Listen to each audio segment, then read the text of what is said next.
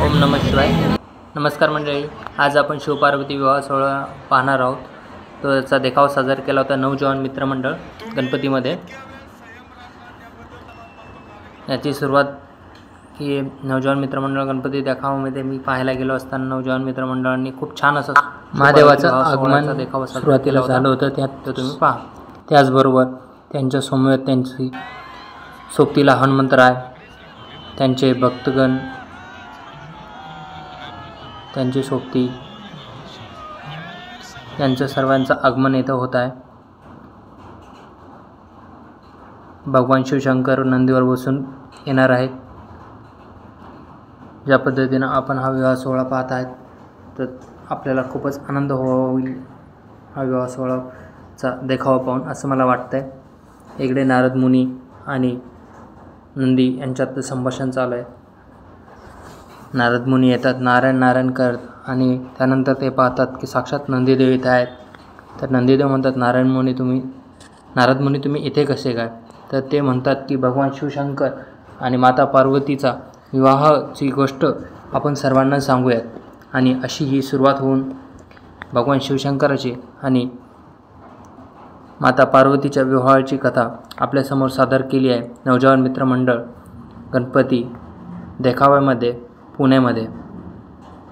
चला तर व्हिडिओचा आवाज सुरू करतो. शिवपार्वतीच्या विवाहाची गोष्ट सर्व भक्तांना सांगूया. चला. हर हर महादेव, हर हर महादेव. अनंत काळापासून या ब्रह्मांडाचे रक्षण करते भगवान शिवशंकर, आणि त्यांच्या सोबत होती शिवशक्ती. परंतु शिवशक्ती त्यांना सोडून गेली आणि भगवान शिवशंकरांचं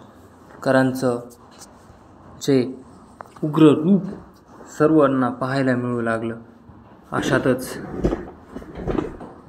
सर्व देवांना आता करायचं काय, आणि अशातच भगवान शिवशंकराचा उग्र रूप धारण केलं.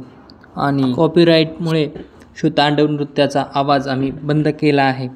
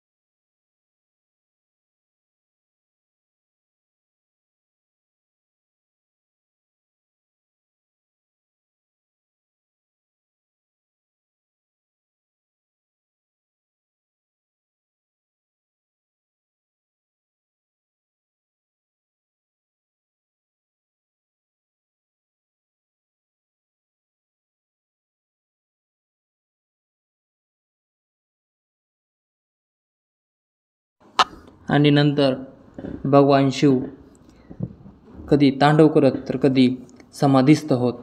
आणि त्यांची समाधी अशी त्यांची भगवान शिवशंकराची समाधी म्हणजे त्यांना उठवण्याचं धाडस कोणी करू शकत नव्हतं. कारण की त्यांनी ती नेत्र खोललं तर संपूर्ण ब्रह्मांडाचा विनाश करण्याचे सामर्थ्य त्यांच्यामध्ये होतं. अशातच सर्व देवांना प्रश्न पडला होता की आता करायचं काय. त्यातच शक्तीने माता पार्वतीचं रूप धारण करून पृथ्वी तलावर राजा हिमालयाच्या पोटी जन्म घेतला होता. आणि अशातच भगवान शिवशंकरांना त्यांच्या समाधीतून भंग करण्याचं काम कोण करू शकल असा प्रश्न सर्व देवतांना पडला होता.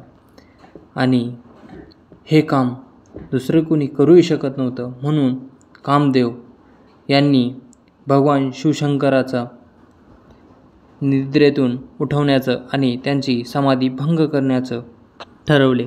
परंतु इकडे माता पार्वतीचा जन्म झाला होता आणि माता पार्वती भगवान शिवशंकराच्या आपला वर व्हावा म्हणून शिवलिंगाची पूजा करत होती, जप-तप करत होती. इकडे तिची सखी तिला शोधत आली आणि शोधता शोधता तिने पाहिलं की ही पार्वती कुठे गेली आहे. तर तिला दिसले की ही पार्वती तर इथेच शिवलिंगाची पूजा करत बसलेली आहे.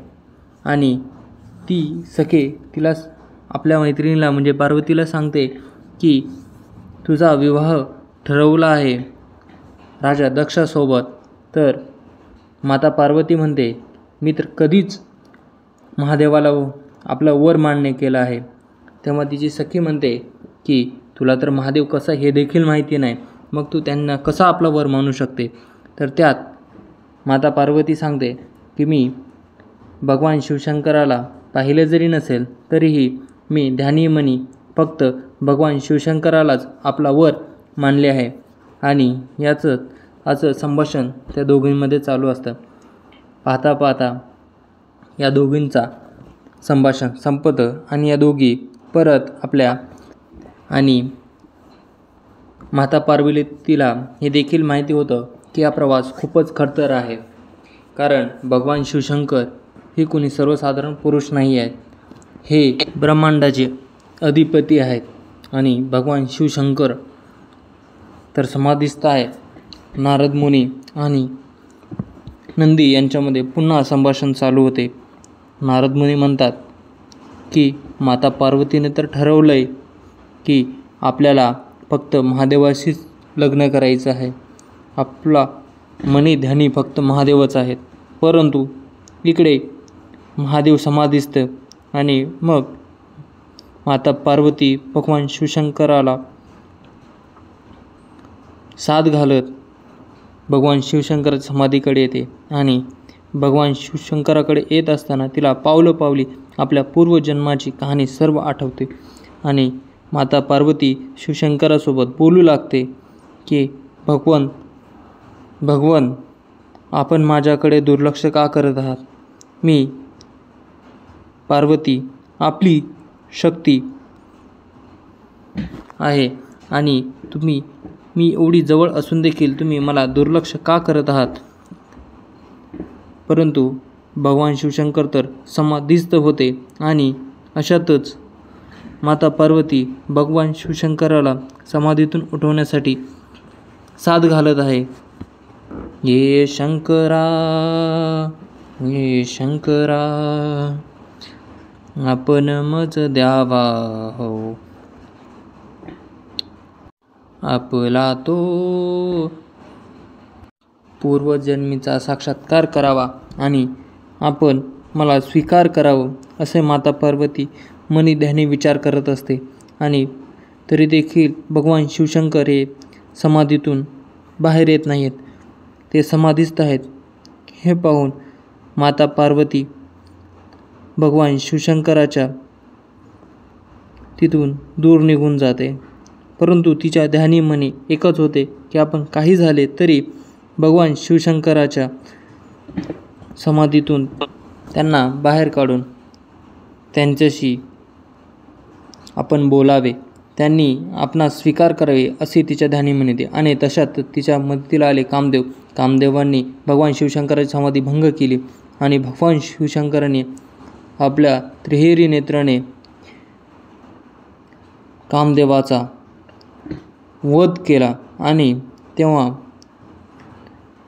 भगवान शिवशंकर समाधीतून समाधी भंग झाल्याने ते तिथून निघून जायला लागतात. तेव्हा माता पार्वती भगवान शिवशंकरांना साथ घालते.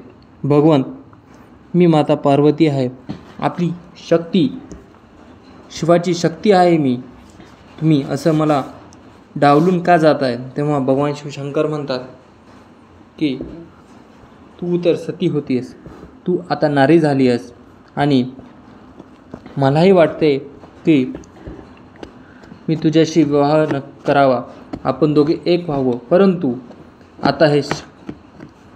आता हे शक्य नाही आहे. तुला यासाठी खूप खडतर प्रवास करावा लागेल, कारण की तुला यासाठी खूप कष्ट घ्यावे लागतील. तुला जपतप साधना करावी लागेल आणि यासाठी तुझ्या वाटेत खूप अडचणी येतील, असे भगवान शिवशंकर माता पार्वतीला सांगतात. माता पार्वती त्यांचा आशीर्वाद घेऊन परत आपल्या घराकडे जाते. परत नारद मुनी आणि नंदी यांच्यामध्ये संभाषण सुरू होते आणि त्याचबरोबर यांच्यामध्ये संभाषण हे होते की आता भगवान शिवशंकरांना माता पार्वतीने तर समजावले आहे, परंतु माता पार्वती आपल्या ठरलेल्या निश्चयाप्रमाणे साधना करू लागते आणि त्यातच माता पार्वती भगवान शिवशंकरांना प्राप्त करण्यासाठी शिवलिंगाची स्थापना करायला येते आणि ती भगवान शिवशंकराची मनोमन आवाहन करून शिवलिंग स्थापन करण्यास सुरुवात करते. परंतु इथे सुरुवाती भगवान शिवशंकराची लीला आणि माता पार्वती जसे जसे शिवलिंग स्थापन करत तसे भगवान शिवशंकर हे शिवलिंग गुप्त करत. माता पार्वतीलाही हे माहीत होतं की हे सर्व लीला शिवशंकर करत आहेत, परंतु माता पार्वतीने आपला निश्चय सोडला नाही, दृढ निश्चय सोडला नाही आणि तिने ठरवल्याप्रमाणे साधना चालूच ठेवली. आणि पाहता पाहता तिने जसजसे शिवलिंग गुप्त होईल तसतसे परत स्थापन करण्यास सुरुवात केली. इकडे भगवान विष्णू माता पार्वतीच्या मदतीसाठी धावून आले आणि त्यांनी ठरवलं की आपण माता पार्वतीला शिवलिंग स्थापन करण्यात मदत करावी. आणि ते माता पार्वतीला सर्वप्रथम म्हणतात, ताई पाणी आहे का प्यायला? तर माता पार्वती त्यांना पाणी देते. त्यानंतर ऋषीवर सांगतात की ताई तुम्ही साधनेसाठी शिवलिंग स्थापन करत आहात. हो ऋषीवर, परंतु ते तर गुप्त होत आहे. होय ऋषीवर. तेव्हा ऋषी म्हणतात की माझ्याकडे एक साधना आहे, मी शिवलिंग स्थापन केलेलं कधीही गुप्त होत नाही. तेव्हा माता पार्वती म्हणते परंतु ही तर माझी साधना आहे. तेव्हा ऋषीवर म्हणतात ही तुझीच साधना आहे, शिवलिंग तू स्थापन करायचे, फक्त त्याला मी स्पर्श करेन. आणि त्याप्रमाणे माता पार्वती शिवलिंग स्थापन करते आणि ऋषीवर त्यांना फक्त हात लावून ते प्रगट करतात. आणि तेव्हा म्हणतात की हे बघ, हे झालं तर शिवलिंग स्थापन ताई, आणि तू आता निवांत, तू आता साधना कर.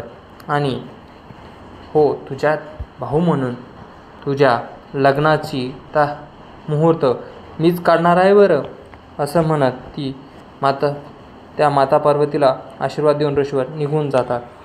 परत नंदी आणि नारद मुनी येतात आणि ठरवतात कृष्ण पक्षातील एक तिथी जिला आपण शिवरात्री म्हणतो आणि तीच पुढे चालून होते की महाशिवरात्री. भगवान शिवशंकराच्या शुभविवाहाचा मुहूर्त म्हणजेच ही महाशिवरात्री बरं का. आणि या महाशिवरात्रीच्या दिवशीच भगवान शिवशंकराचा विवाह झाला होता.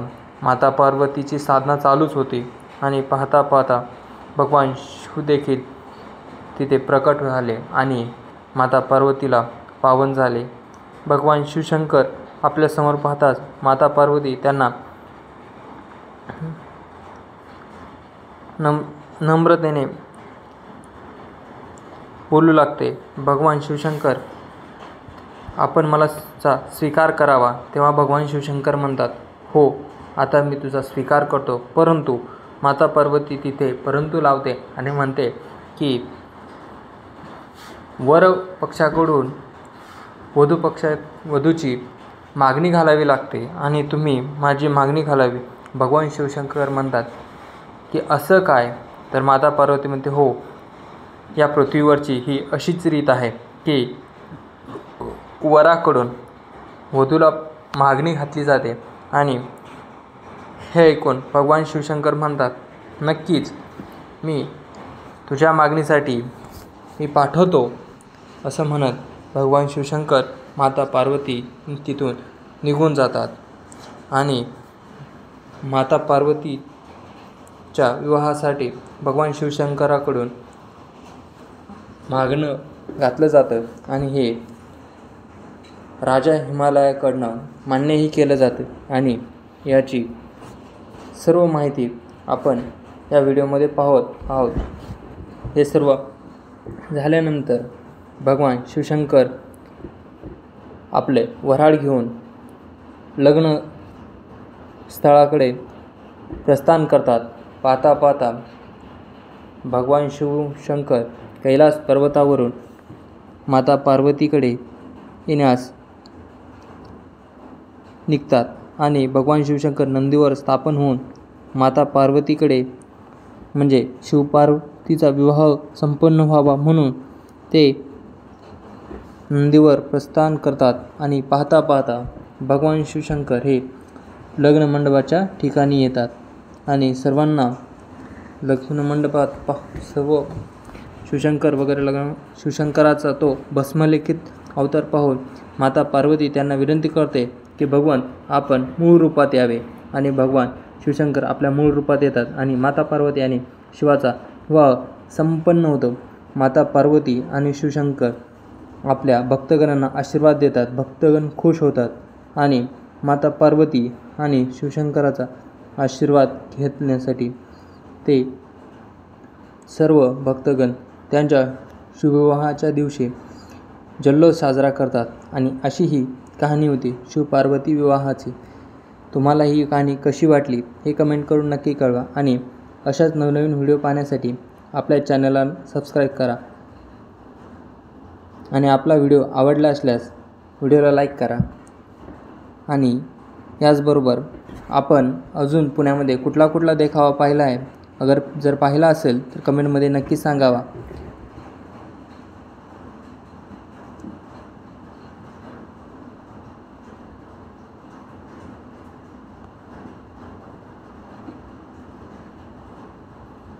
भोलेनाथ तू दीनानाथ नीलकंठ मेरे भंडारी.